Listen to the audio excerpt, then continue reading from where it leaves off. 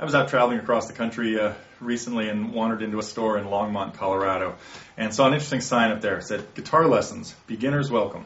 And I thought, well, are you only welcoming the beginners? I mean, everybody wants to take guitar lessons, or everybody that wants to play the guitar should be taking lessons.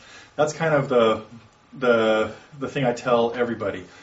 To get yourself rolling, you just have to find a good teacher and follow their advice. Now, there are a lot of teachers out there that may not give you good advice. That's a problem too. So you do have to kind of do your shopping. Ask your friends around. Anyway, so I went into this store because I want to talk to them a little bit more about their guitar lessons. Beginners, intermediate, advanced players. Do you have fingerstyle lessons? Do you have blues lessons? Do you have slide guitar lessons? This is one of the things that a lot of my students have asked about lately, is playing guitar with a bottleneck, doing things like getting a very bluesy sound out of it.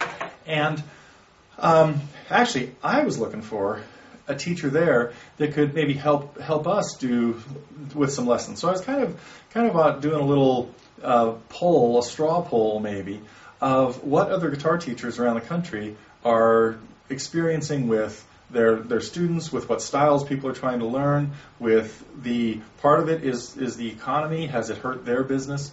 So I had a couple of great conversations with some just customers in the store looking through a great supply of books, but found out that they had teachers there giving 600 or 700 lessons a week. A lot of teachers, maybe like 20 of them, maybe even more.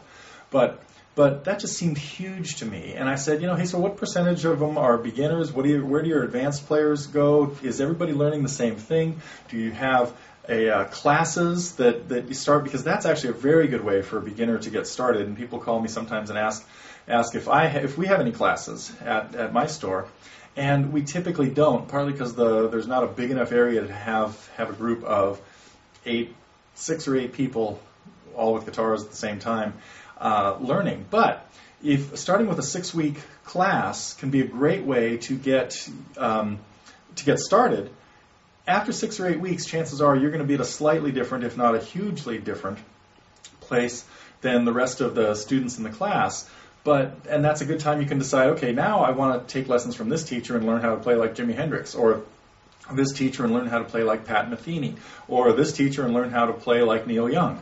So picking a style and a direction after you've gone through some beginner classes can be a great thing.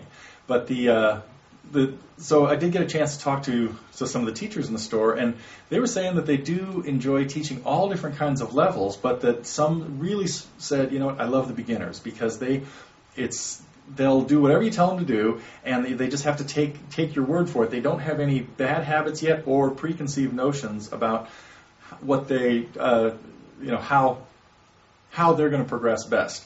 So it is nice having the mentality of a beginner. And if you're a more intermediate or advanced player and you start taking lessons, you sometimes come in with a preconceived notion of what you should be doing, and that's not always a beneficial thing.